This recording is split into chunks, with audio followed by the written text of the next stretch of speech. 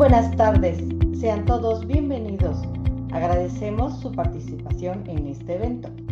El Tribunal Superior de Justicia y el Consejo de la Judicatura del Estado de México, a través de su Escuela Judicial, desarrollan su programa de difusión de la cultura jurídica 2023.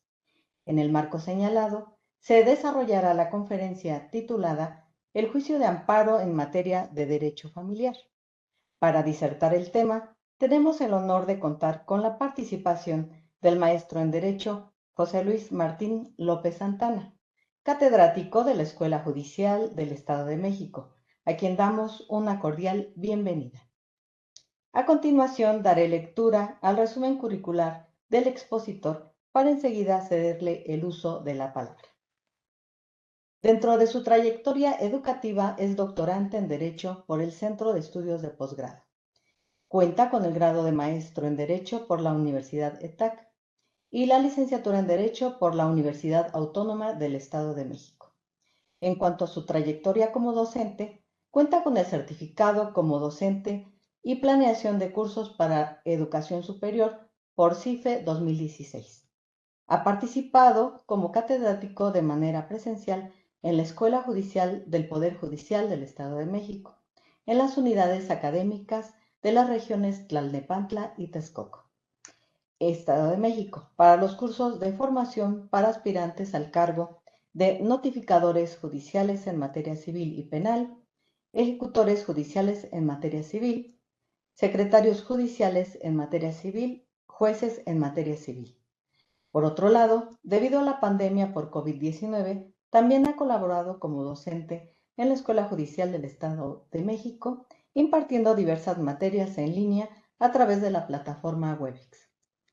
Es docente en licenciaturas y maestrías en la Universidad Nacional Autónoma de México, FESACatlán, en la Escuela Judicial del Poder Judicial del Estado de México, en la maestría en Derecho Judicial, modalidad mixta, en la Universidad de Ciencias Penales y Sociales UCP, Campus Tlalnepantla, Estado de México, en el doctorado y en la maestría. En su trayectoria laboral, ha ocupado diversos cargos dentro del Poder Judicial del Estado de México como archivista, notificador, secretario de acuerdos de cuantía menor, secretario de acuerdos de primera instancia en materia civil, juez de cuantía menor en materia civil, juez de primera instancia en materia civil y magistrado interino en la segunda sala civil de Tlalnepantla. Dentro de su historial de empleo, fue juez en distintos juzgados del Estado de México, entre los que destacan Juzgado Tercero Civil de Primera Instancia en Texcoco, Juez Primero Civil de Primera Instancia en Nezahualcóyotl, Juez Noveno Civil de Primera Instancia en Naucalpan, Juez Tercero Civil de Primera Instancia en Cuautitlán Izcalli, Juez Décimo Civil de Primera Instancia en Tlalnepantla en Nicolás Romero, Juez Civil y Penal de Valle de Bravo y Temascaltepec, Juez Quinto Civil de Primera Instancia en Los Reyes La Paz, Juez Segundo Civil de Primera Instancia en Cuautitlán Izcalli. Desde el 13 de enero de 2020, juez en retiro jubilado. Bien, sin más preámbulo, cedemos el uso de la palabra al maestro José Luis Martín López Santana. Bueno, buenas tardes a todos. Bienvenidos a esta conferencia o esta dinámica que tenemos.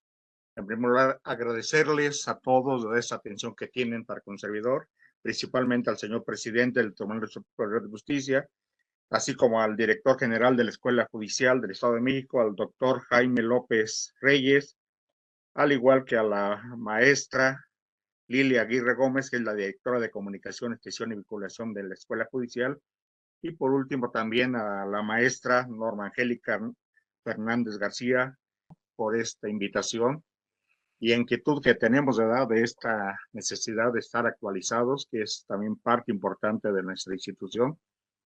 Compartir esas experiencias que tenemos, igual dinámicas que tenemos. En este caso, nuestro tema es el amparo en el procedimiento familiar. Obviamente es una materia que día con día ha sido cambiante. Desde el año 2002 ha sido trascendente ese cambio, ¿verdad? Hemos implementado varios cambios. El más relevante fue a partir del 2009, ¿verdad? Donde implementamos estos juicios orales.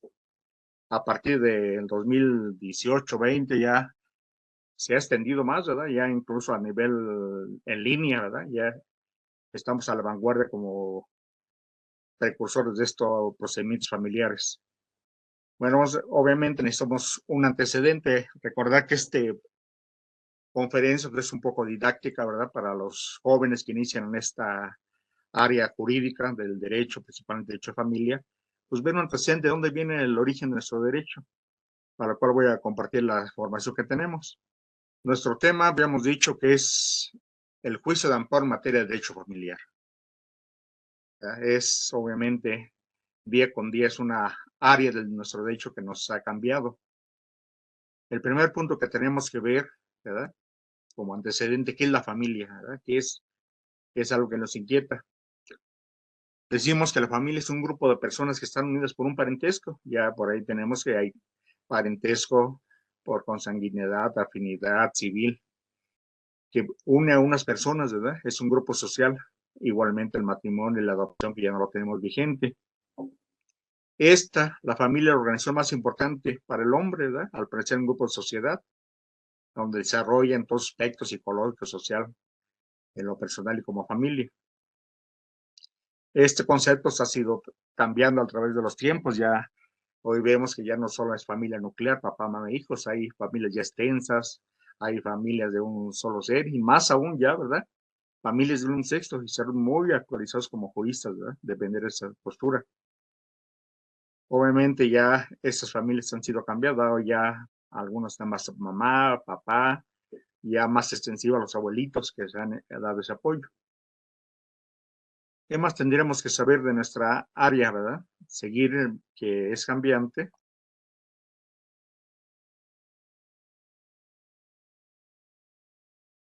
Ver el concepto de derecho de familia. ¿Qué es la familia, verdad? Jurídicamente, ¿verdad? Obviamente es un conjunto de normas jurídicas que regula la vida de los miembros de la familia en sus relaciones tanto internas como externas con la sociedad y otras familias y con el propio Estado.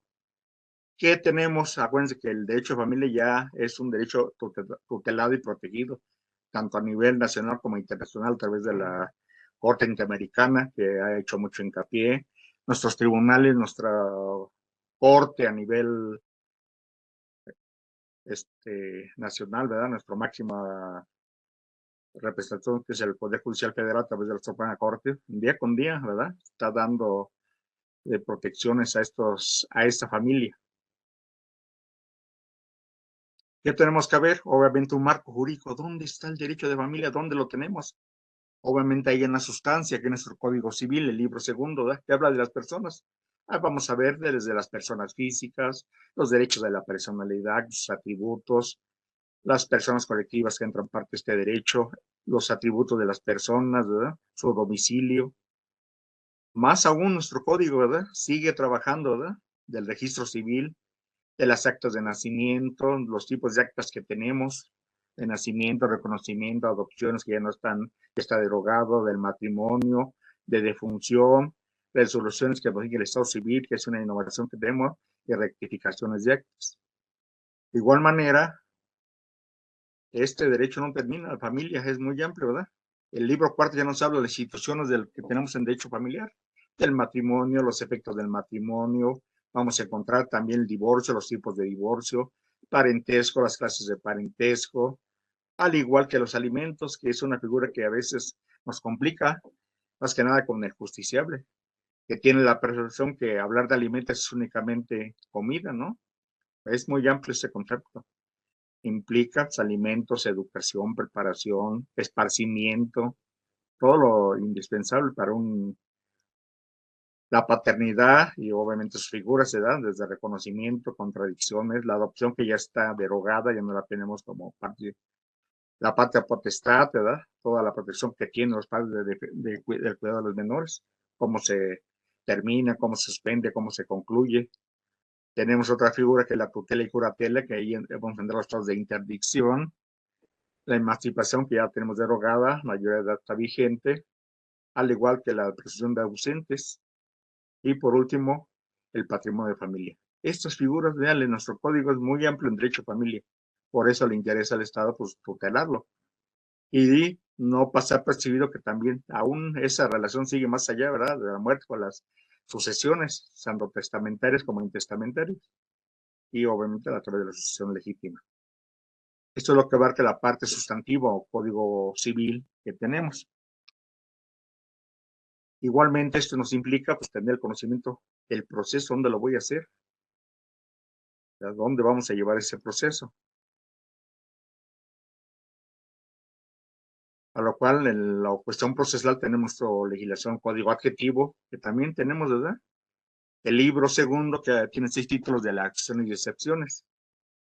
Ahí vamos a ver lo que es acción, las excepciones, vamos a ver los actos previos a juicio. En materia de familia, pues, lo más común, las consignaciones de pensiones, los medios preparatorios de separación de personas, ya la controversia, ¿verdad? El conflicto de intereses, los documentos necesarios, igualmente los tipos de juicio que llevamos, los medios de apremios para hacerlas cumplir, y por último los procedimientos especiales. Si vemos por ahí una lectura de los procedimientos, de los 8 o 9 que tenemos, 7 son de materia familia, que implica que la familia, el derecho a familia está muy cuidado. Por último, obviamente tenemos nuestro libro segundo, tenemos el libro quinto, que es la parte que entró en vigor en el año 2009, disposiciones generales de nuestro código, las reglas procesales, vamos a ver de las pruebas, la demanda, la audiencia inicial, juicio principal, divorcio, ¿verdad? Que también ya lo tenemos fuera porque está drogado, y los remedios de impugnación. ¿Qué seguimos? Esto obviamente pues trae un nacimiento, ¿verdad? Tenemos un nuevo nacimiento.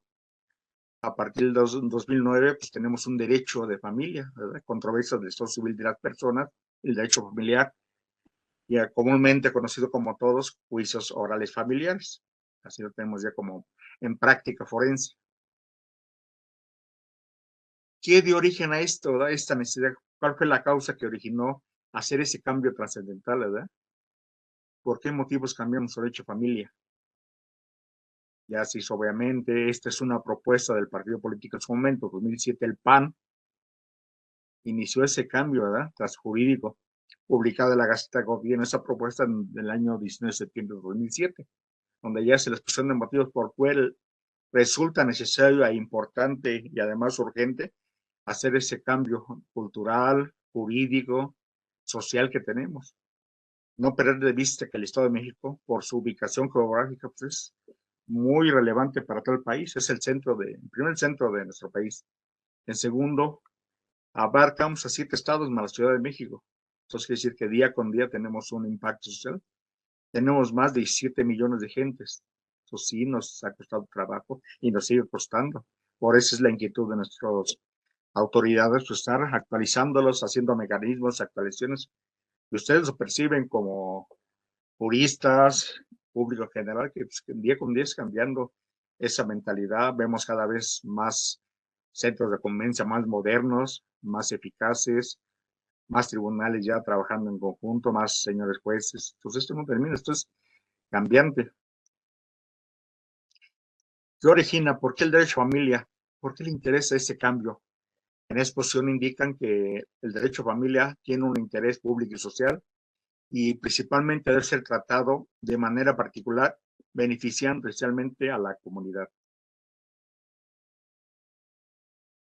¿Qué busca este nuevo procedimiento, verdad?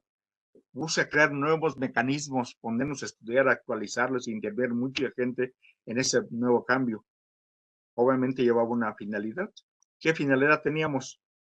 Que cómo quisiéramos que fuera la justicia, es el ideal de todo, tanto juristas como sociedad nos exige día con día, que sea transparente. Además, que esa nueva justicia sea ágil, rápida. ¿Qué más buscamos? Que esos procedimientos sean sencillos, que no sean técnicos, lo más sencillo y prácticos. Y por último, que sean accesibles a toda la sociedad. Tan es así que ya también ya parte de esas reformas que hemos tenido, ya no es necesario el requisito de una jurista. Ahí se han implementado el tribunal a través de mecanismos, inclusive procedimientos de manera oficiosa, hay defensores públicos en todo el Estado de México. Pues quiere decir que al final de cuentas sí está funcionando. ¿Y qué buscaba también esa reforma? Que el señor juez, ¿sí?, estuviera presente con el justiciable, estuviera más atento, que lo que llamamos un principio de inmediatez, ¿verdad? Que se pusiera a la par del justiciable para atenderlo, escucharlo, comprenderlo y darles una resolución justa, que se vaya el justiciable atendido. Esto implica horas de trabajo para mucha gente, no solamente el señor juez, es todo un equipo de trabajo, desde la persona que apoya con la limpieza, seguridad, archivista, oficinistas, técnicos, ejecutores, notificadores, secretarios, es un trabajo, y más nuestros superiores, nuestros señores magistrados. Es un trabajo corporativo, todos tenemos una misión que hacer. ¿Cuál es el objetivo de esta reforma? Sustituir un sistema anicolazado, lento, inquisitivo, cerrado y opaco. Eran expedientes voluminosos que ya no resultaban propios, ¿verdad? Y buscando un principio que son los bases de estos procedimientos orales, que eran un juicio de contradicción a través de un juicios orales, transparentes, las audiencias fueran públicas y principalmente tuvieran beneficios. Ya hace la prueba que los precursores de esos procedimientos orales fueron principalmente Chihuahua y Nuevo León. Ya en Nuevo León tenemos como antecedente histórico que hubo el primer juicio oral de un divorcio voluntario por mutuo consentimiento. Entonces ya comenzamos a trabajar desde el año 2009, ya cumplimos más de 10 años con este procedimiento. ¿Qué trajo como consecuencia, verdad? La creación del libro quinto, especializado únicamente en derecho a familia. Entró en vigor para nosotros el 19 de febrero del año 2009.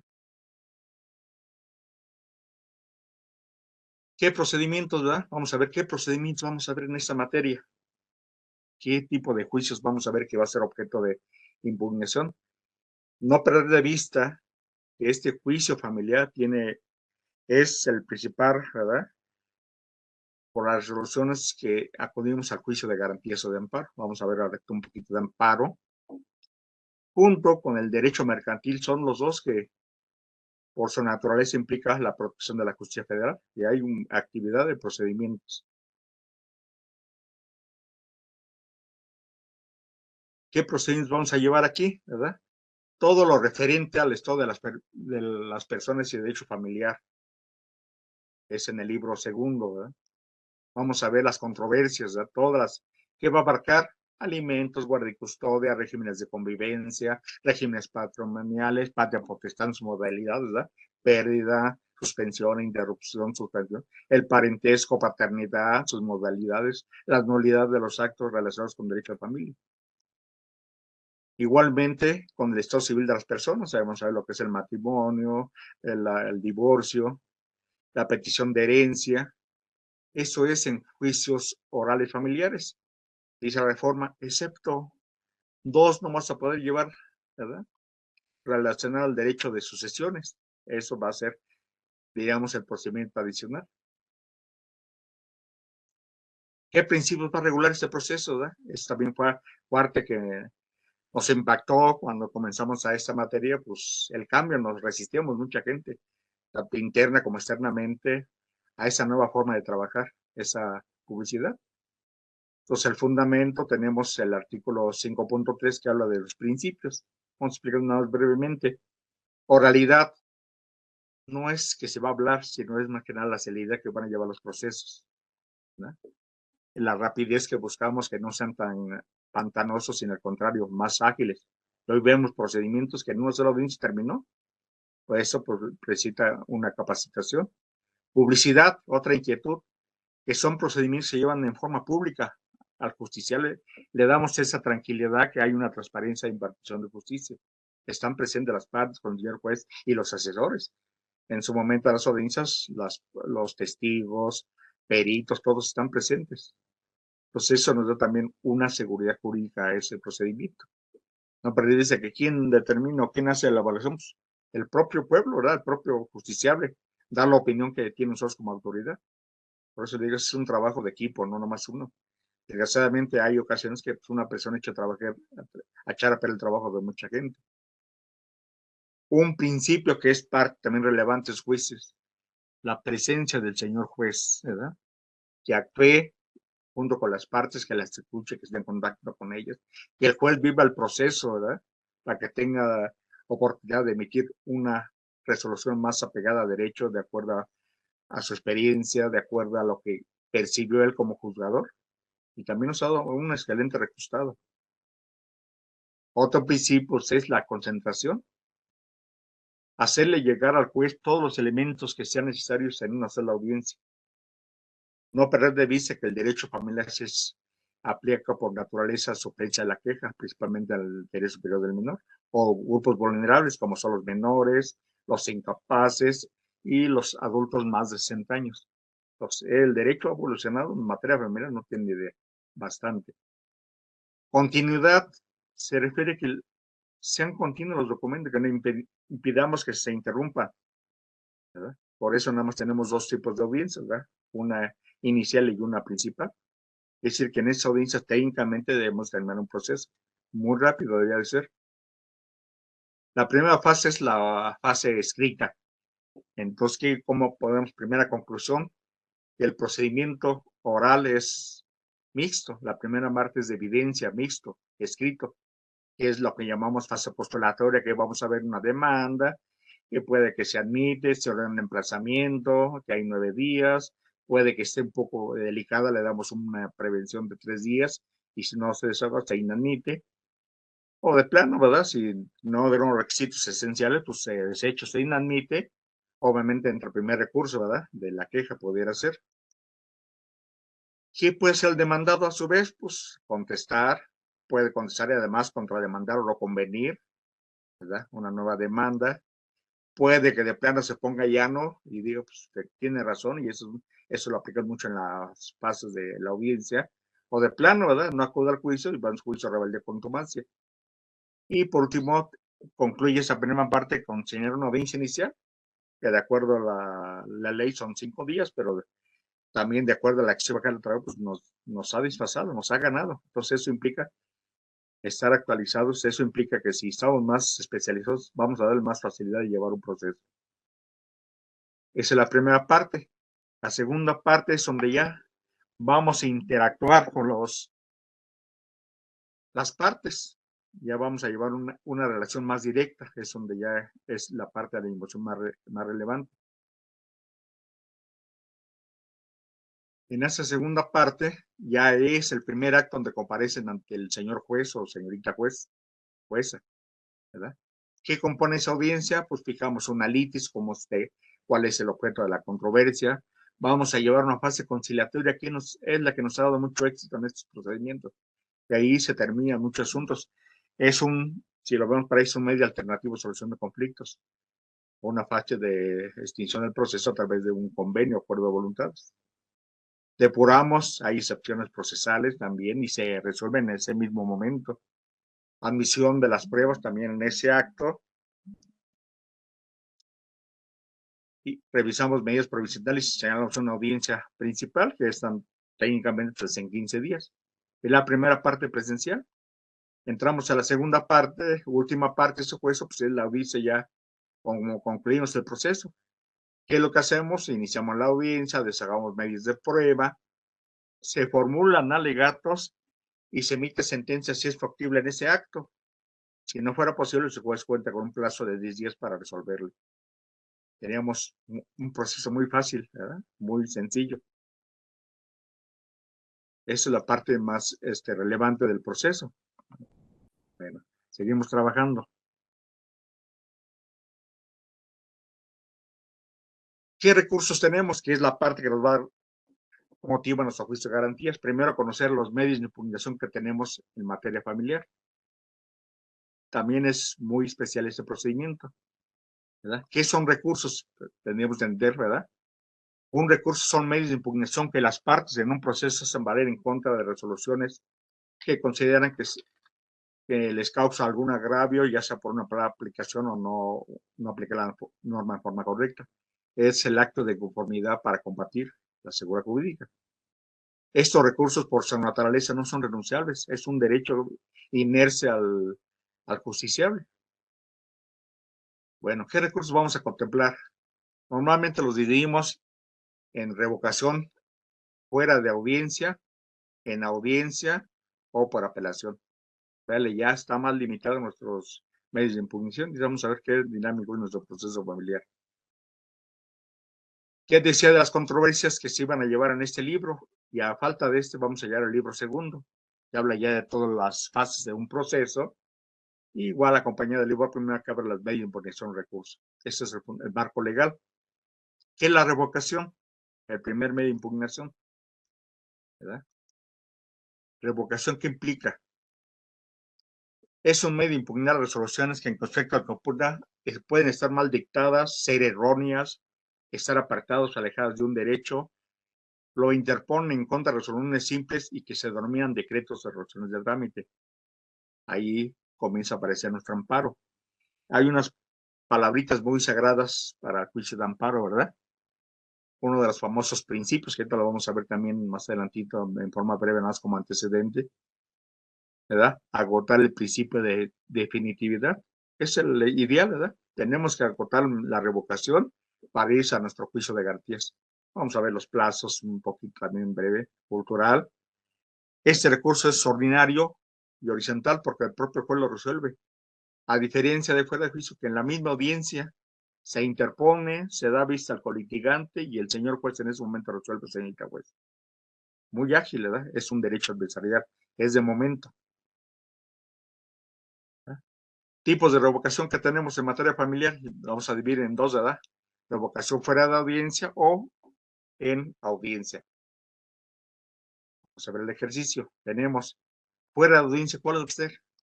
Pues todas las que no se hagan en las dos audiencias que tenemos, ¿verdad? Es así tan fácil. Dice que los autos y decretos dictados fuera de audiencia serán revocables como por las normas generales. ¿Cuál es la regla general? Que en vez de ser la audiencia, tenemos al día siguiente para hacerlo valer, se da vista a la otra parte, a 3 días, el señor juez resuelve. Son mínimas. Vamos a ver el precepto que ya no da tanta pauta para abrir el trabajo. Pero vamos a la que nos interesa, que es parte de esta temática. La revocación en audiencias. ¿Verdad? ¿Qué audiencia regula? Ya quedamos que es una audiencia inicial, que es la parte medular en su proceso, y una audiencia principal, que es la conclusión de ese procedimiento. Es continuo, es una secuela. Resoluciones, ¿qué es importante en esta tomar en cuenta? En esta, dentro de la audiencia, la revocación solo puede hacerse valer en la propia audiencia y al momento de emitirse el autodecreto se interpone, el juez en ese mismo momento le da vista al contrario y en caso de que se tendrá la obligación de deshogarlo o pronunciarse y en ese momento se dicta sentencia. Para todos conocidos, ¿verdad? En todas las materias civil, familiar y mercantil, la resolución que se emite en revocación no admite recurso alguno. Ahí aparece nuestro primer amparo, ¿verdad? Técnicamente la mayoría son amparo indirecto porque es una apelación procesal. ¿Qué plazo tenemos? Ya lo vamos a ver, ¿verdad? Bueno, vamos, regla general 15 días para nuestro amparo. Ya dice la norma general, ¿verdad? La resolución que decide la revocación no admite recurso alguno. Nos abre la puerta una vez que la agotamos para ir a mi juicio de garantías o de amparo. Vamos a ver un concepto de amparo más breve, aunque sea. ¿Qué actos diríamos como asesores, como y cómo identifico qué actos puedo combatir en esa audiencia? Y es, ¿verdad? Primera, que podemos a través de revocación, la resolución que resuelve excepciones procesales. ¿Qué excepciones procesales tenemos? Incompetencia, litispendencia, falta de personalidad, conexidad, ¿verdad? Son las prácticas, ¿verdad? Y también tenemos ahí, aplica también la cosa juzgada. Entonces ahí, en vez de ser apelación, aquí tiene que ser revocación, esa es la diferencia. ¿Qué otro tenemos? En esa misma audiencia el juez se pronuncia. El que inadmita pruebas, si lo hacemos en materia civil, sería apelación. Aquí es revocación. Dale rápido, no hay tanto tiempo. Esto ya es de la audiencia principal, ¿verdad? El auto que niego tenga por confesar algunas partes, que también es revocación. Que resuelva medidas provisionales, es casi el pan de cada día, ¿eh? Principalmente transferencia de menores, transferencia de alimentos, es el momento. Es donde mucha gente no tiene la habilidad o prudencia de acatarlo.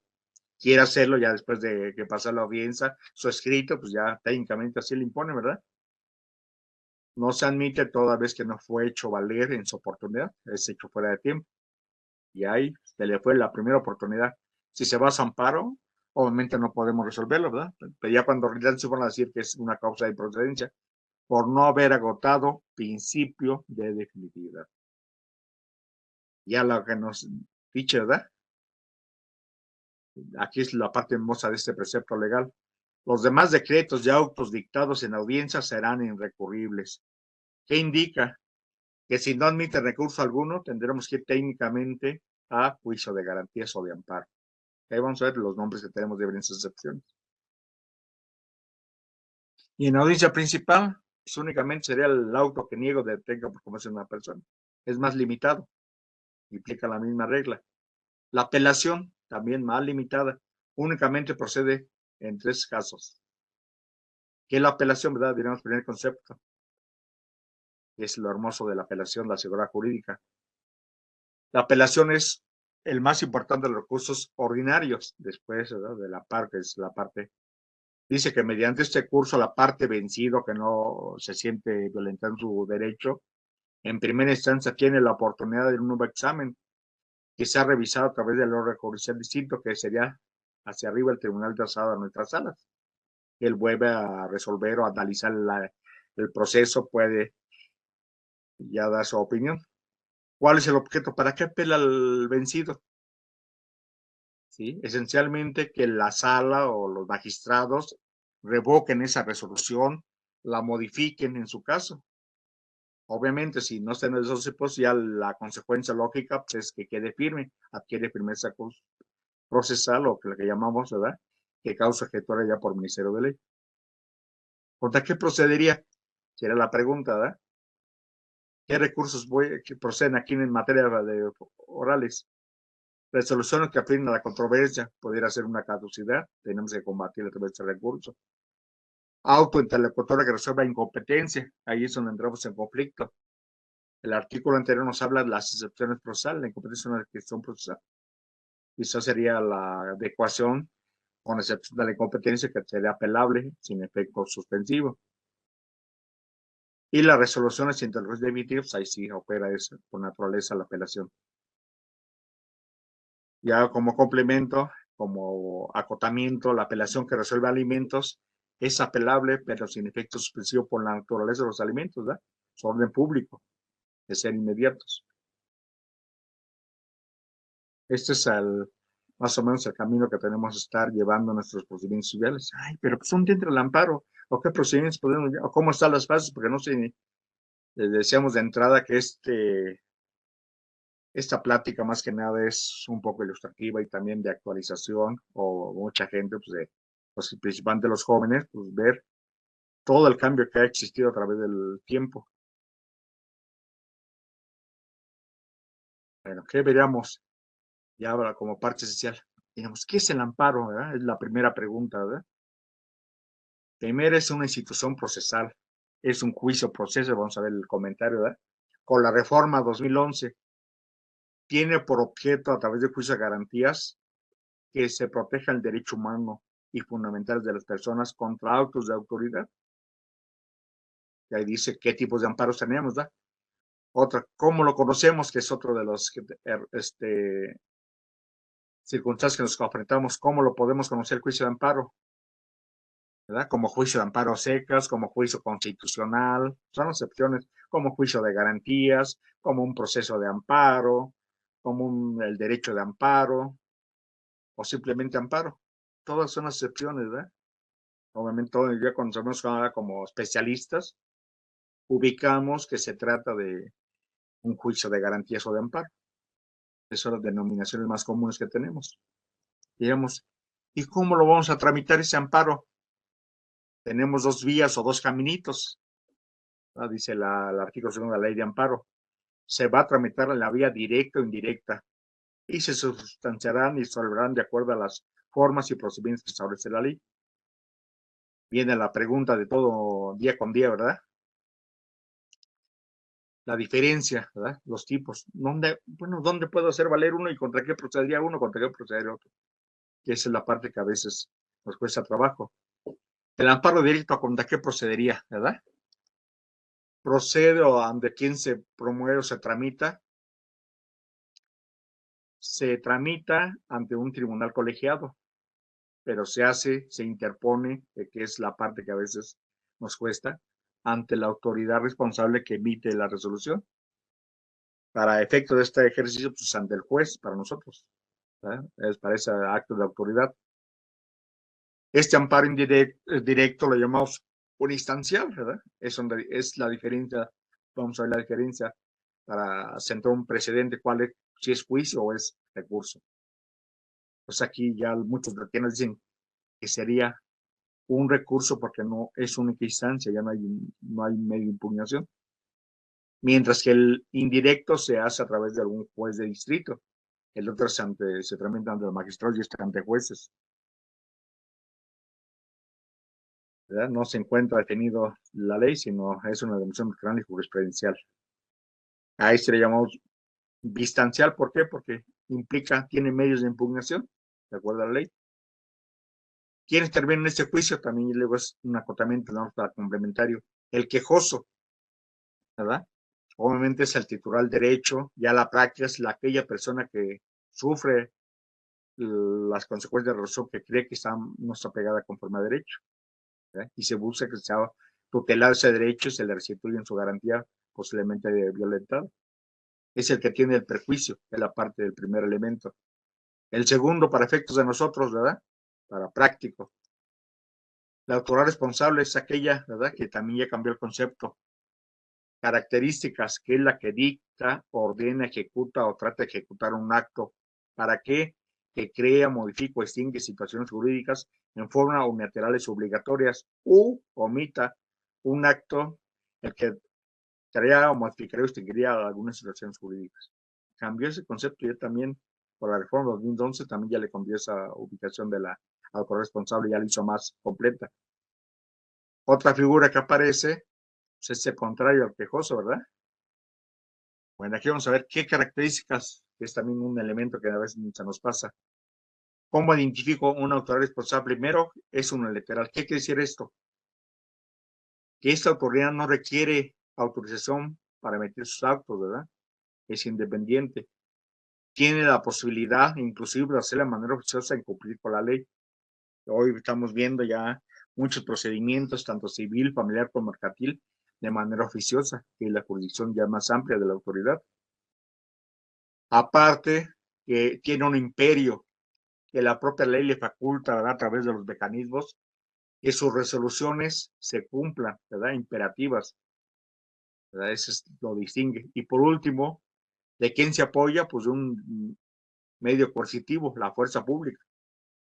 Entonces, una razón de un juez no puede quedar sin efecto, sea local o federal, tiene los mecanismos para hacer cumpla.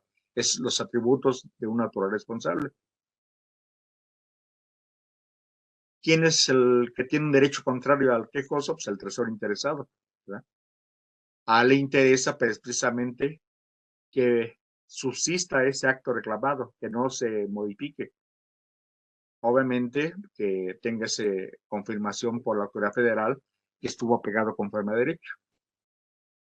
La cuarta figura que aparece es el Ministerio Público, también como parte de estos requisitos, que va a intervenir en todos los procedimientos, y ahí es un acotamiento en materia familiar, principalmente cuando se violenten derechos de constitucionalidad, se denuncia derecho constitucional, ahí es voluntariamente que esté presente el Ministerio Público Federal. Naturaleza procesal del amparo, ¿verdad? Primera pregunta, como siempre, ¿es un juicio o un recurso? Y ahí se han puesto a ver mucha gente, ¿verdad? Mucha gente muy dogmáticos, juristas, ¿no? Aquí son más, se me hizo más prudentes, ¿verdad? Que si es amparo indirecto es un procedimiento, porque tiene los elementos necesarios de un procedimiento, tan es así que tiene medios de prueba y recursos, tiene todos los elementos de un procedimiento, inclusive puede ser abatido, mientras que el amparo directo lo consideran muchos doctrinarios, que sería como un recurso, porque se resuelve en forma inmediata, no hay desahogo de prueba, no hay medios de impugnación, es unistancial, es quizá la más acertada. Ya en la práctica vemos que está condicionado esos medios impulsores a agotar principios de definitividad. Entonces es necesario conozcamos qué principios regulan este juicio de amparo, ¿verdad? ¿Qué son los principios? ¿Verdad? Son aquellos actos que rigen las procedimientos y las sentencias del juicio de amparo, ¿verdad? Son lo que trabaja, así como en materia civil hay principios, en materia familiar hay principios, en los juicios solo hay principios, en materia de amparo también tiene sus principios. Ya con la reforma del 2011, pues ya lo aterrizó en 4 principios principalmente, que es la parte o columna vertebral del proceso de juicios federales. El primer principio, que ese ya es cuestión cultural, ¿verdad? Principio de instancia agravada. ¿Quién puede pedir el amparo? Pues aquella persona, ¿verdad?, que sienta afectada por un acto de autoridad. Obviamente, usted lo hace valer, su fundamento tiene el artículo 107 de la Constitución.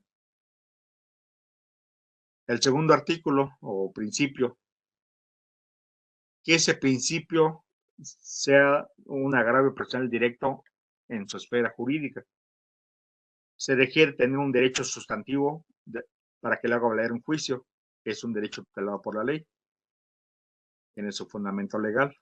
Y ahí le comentaron también ya de las innovaciones que hicieron, ¿sí?, que exista un interés legítimo. Ya está su complemento de la norma, te lo dice, ¿verdad? Dice que el juicio de amparo seguirá siempre a instancia de parte agravada, teniendo el tal carácter que deduce ser un derecho con un interés legítimo o colectivo, ¿verdad? Siempre hemos visto como juristas el famoso acredita tu interés legítimo, que te afecta tu esfera jurídica. Donde lo vemos común, como los terceros extraña juicio, que le pare un perjuicio, famosos juicios de nulidades. Ahí aparece el interés jurídico. Para parte de nosotros ese me interesa, ¿verdad?, que es donde está vinculado para nuestra materia procesal. Principio de definitividad. De acuerdo a este principio, los particulares tienen, ojo, el deber de agotar o tramitar los recursos o juicios ordinarios que les indican las leyes, aplicable al caso que le corresponda. Si no aplicamos ese principio, va a ser sobre nuestro juicio. Hacer valer los medios de impugnación recursos que tienen objeto que se modifique o revoque o confirme los actos de autoridad reclamado. Deben estar marcados por la ley como obligatorios, no optativos, ¿verdad? Tengo que agotarle, así que dice la propia ley, agotar la actividad. En caso contrario, que la norma no disponga algún recurso o indique que es recurrible, no admite recurso alguno, no se quiere respetar el principio de definitividad. Entonces, como todo, hay excepciones, ¿verdad? ¿Qué excepciones operan? Cuando los actos que se reclaman afecten al acto reclamado, ¿verdad? Ahí no tenemos que agotarlo. Que tengan, esa es la otra clave, una ejecución que sea de imposible reparación. Ya me ejecutados, ya no hay vuelta de hoja. En actos administrativos también no es necesario agotar el principio de definitividad. En violación de derechos humanos es parte importante que se hizo a la reforma, ¿verdad? Cuando son derechos humanos es necesario que agotemos ese principio. Al igual, el primer acto de aplicación, ley autoaplicativa, es muy importante, los que importen privación de la vida, deportación de retiro. Vamos a ver los plazos para hacerlo valer, que es la que cobra importancia. Que ese acto no faculta la interrupción del proceso. Podemos ir directamente al juicio de garantías. Que esa resolución no esté fundada y motivada también directamente, o que se violacionen directas, violaciones de hecho a la Constitución de garantía de debido proceso y audiencia, o constitucionales leyes. Esas son las excepciones que podemos ir directamente a nuestro juicio de garantías. ¿Dónde lo vamos a ver en materia familiar? Muchos, ¿verdad? La famosa leyenda, son irrecurribles. Ejemplo, la resolución que disuelve vínculo matrimonial en divorcio en caso es irrecurrible. Estamos facultados ya ir directamente al juicio de amparo directo. Divorcio voluntario, ¿verdad? La resolución que decreta el divorcio irrecurrible, tenemos juicio de amparo. Hay resoluciones más en derecho internacional, también hay muchos que son directamente en agotar. Cuando procede el amparo, es también tenerlo ahí como parte, ¿verdad? que es la improcedencia. Que es improcedente con eso a valer, y la parte remarcada, procede en contra de ellos algún juicio, recurso o medio de defensa legal, por virtud del cual pueden ser modificados, revocados o nullificados. Entonces es necesario, ¿verdad? Nos vincula que debo agotar previamente cualquier recurso, sea ordinario principalmente, medios de impugnación civil, ¿verdad? Apelación, revocación y queja. Pues ahí tenemos, aquí aplica. Obviamente a la excepción de, ya lo comentamos. ¿Qué es la improcedencia del amparo? ¿Verdad? Es la primera idea que tenemos. Esta figura jurídica se traduce en desechar la demanda o no tramitar el procedimiento. Es la sanción procesal, ¿verdad? Cuando no se aprueba. Ya las causas de improcedencia las vemos en el artículo 61 de la ley de amparo. Y la otra parte es sobreseerlo, es la segunda parte, que es el sobreseimiento.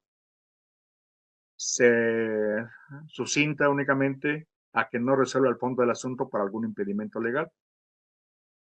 En este caso, el juez federal no entra al estudio o magistrados de la controversia, ni condena ni absuelve al autor responsable, de ahí que carezca de acción esa demanda o juicio de garantías. Como consecuencia, el sobreseimiento de una forma de improcedencia aparecida sobrevenida en cualquier etapa del proceso. Causa del sobreseimiento se encuentra previsto en el artículo 63 de la ley de amparo. ¿Qué medios tenemos también para ya ir completándonos así como en materia familiar o civil hay medios, también la ley de amparo entre sus medios de impugnación, para principalmente el juicio de amparo indirecto, que es la revisión, su reclamación, queja e inconformidad por defecto, exceso en cumplimiento de la resolución, al artículo 80 de la ley del amparo. Entonces, véanle que esto es un mecanismo que es día con día nos exigen estar más actualizados. Algo que también es común, que es parte de esta DMK, las generales del juicio de amparo, ¿verdad? Los plazos, que es donde sufrimos, ¿verdad? Genéricamente tenemos amparo directo e indirecto 15 días. Pero hay excepciones, ¿verdad? Dice, cuando es una ley autoapelativa contra acto de extracción, tienes 30 días. Si es en materia penal con una sanción de privación de pena de prisión, tenemos 8 años. En cuestión agraria, tenemos 7 años.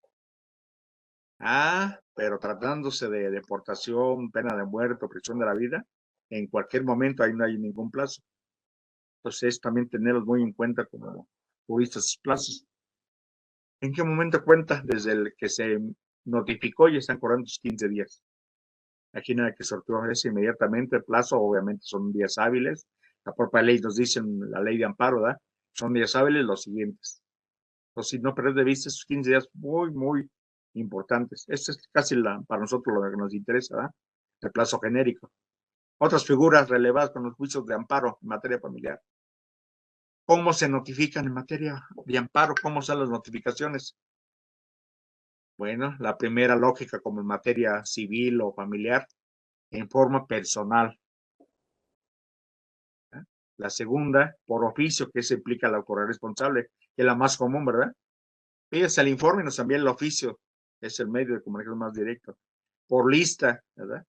Que no aparezca, no. Por último, ya la innovación que tenemos por vía electrónica. Y ya estamos implementando, incluso a nivel institucional, también ya el famoso correo o firma electrónica. Ahí te notifico. Que será un nuevo proyecto, ¿verdad? Que están ya vía electrónica. Nos daría mucha seguridad jurídica también.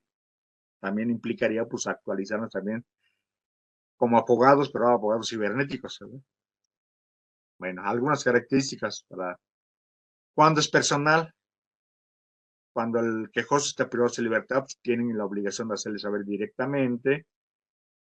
También al tercero interesado, también hay que notificarle personalmente, también sí que nos medios de comunicación del federal al fuero común, pues es la famoso despacho, ¿verdad? Y ese a forma personal. Cuando existe algún requerimiento o prevención, también es en forma personal. Acuerdo que se le requiera exprese si ratifique el escrito de asistimiento, y lo vemos muy común, ¿verdad? Notifíquele para que se pronuncie alguna prevención. Las resoluciones que emita fuera de la audiencia constitucional, sobrecimiento dictado fuera de la audiencia constitucional. Ahí hay que cuidarlas, ¿eh? la aclaración de las resoluciones que modifiquen o revoquen la suspensión definitiva, resoluciones que desechen la demanda o la tengan por no interpuesta, también es en forma personal. Resoluciones que a juicio del órgano regional lo ameriten, ¿verdad? Las que considere la ley como siempre.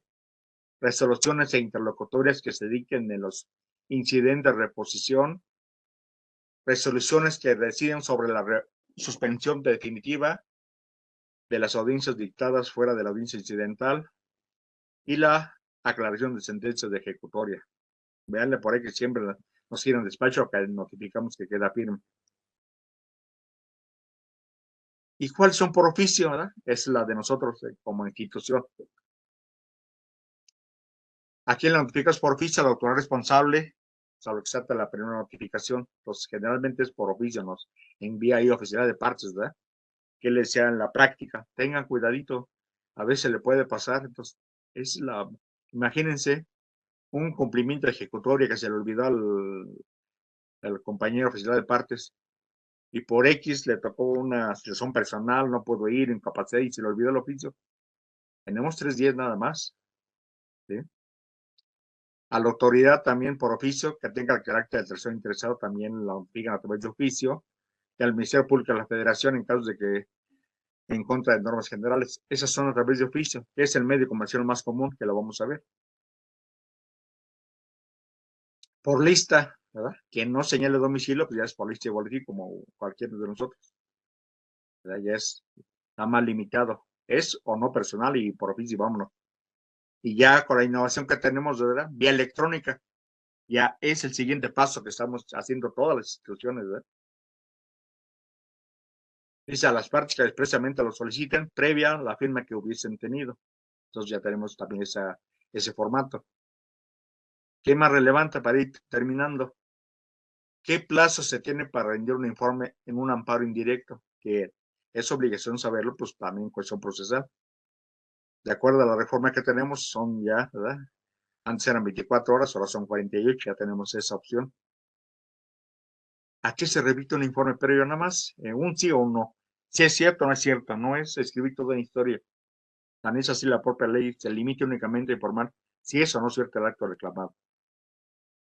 Ya lo otro, pues ya es más. ¿Qué más tenemos? El informe justificado en amparo directo. Tenemos 15 días. Ya la ley puede decirnos, ahí ya hacemos que nos dice, pues tienen nada más 7 días, porque ya no es tan relevante. Esos son los términos importantes. Pero también hay un amparo directo, ¿verdad? ¿Cuántos días tenemos para rendir un informe de amparo directo? Ahí nada más tenemos 5 días, ¿verdad? Mientras el otro teníamos 15, aquí nada más tenemos 5. La mayoría son cuestiones de documentos, ya lo tiene la autoridad. Deben acompañar su informe, los documentos necesarios, las actuaciones necesarias cuando se remite su informe. Normalmente lo hace la autoridad responsable. Cuando emite el juicio de amparo ya lo remite con todo. Remite el emplazamiento del tercero, remite su informe, remite justificado, remite el expediente, documentos. O sea, no hay tanta problemática en la práctica forense, sea civil o familiar o mercantil. Plazo para cumplir una ejecutoria de amparo, eso también es muy importante, mega importante. Debe ser puntualmente cumplidas, ¿verdad?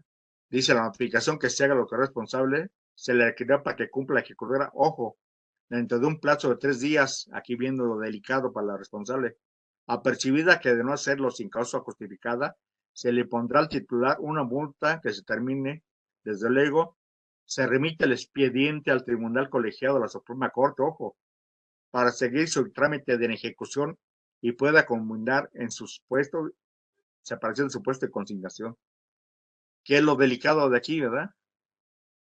Con independencia de eso, la cuestión de inhabilitación también nos pueden condenar como servidores públicos. Se considera un delito grave porque somos servidores públicos, no alcanzamos fianza. Pues vele que hay que tener muchísimo cuidado con este procedimiento a juicio de garantías. Es a grandes rasgos lo que podemos comentarles. Sí está muy presente en derecho familiar, día con día el amparo. Sí es un invitado muy especial en todos los procedimientos, desde la fase inicial, ¿verdad? La resolución que resuelva, pues ya si agotamos mi recurso de revocación, y no se interpone, pues ya tenemos que ir al juicio de amparo indirecto. Vimos, ya les comentamos hace ratito, ¿dónde más lo voy a ver? En el divorcio incausado, es muy común. La resolución que declara el divorcio irrecurrible. Esa es la palabra causística para identificar. La ley que dice qué recursos son apelables. Dos palabras muy comunes para irnos a nuestro amparo. Que diga la norma, la resolución que emite es irrecurrible o que no admite recurso alguno.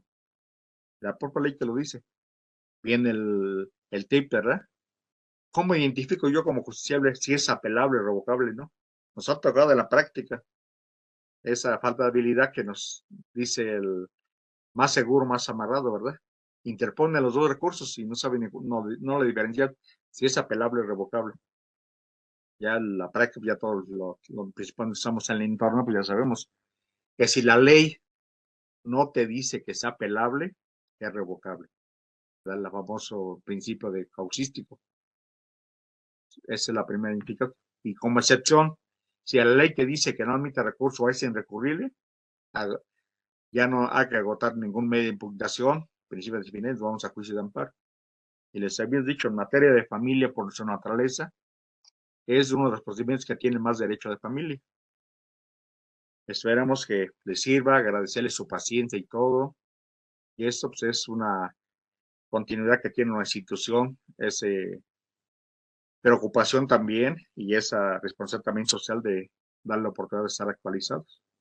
Nos toca a veces compartir un poquito las experiencias como docentes, como impartidos de justicia en su momento, de esos detallitos que a veces quisiéramos darles una solución real, pero por falta de experiencia, pues hay esos que los pueden perder por no haber agotado media impugnación, no hacer valer un juicio de garantía en su momento, o no saber qué hacer en determinado momento. Bueno, es todo por el momento. Les agradecemos de antemano a la Escuela Judicial, al señor presidente, a la encargada de difusión, igual con la maestra Norma, de su preocupación también para ellos. Es un trabajo de equipo, ¿eh? Todos tienen una misión y creo que nos ha funcionado. ¿Alguna observación que tengamos? Con mucho gusto, ya en su momento.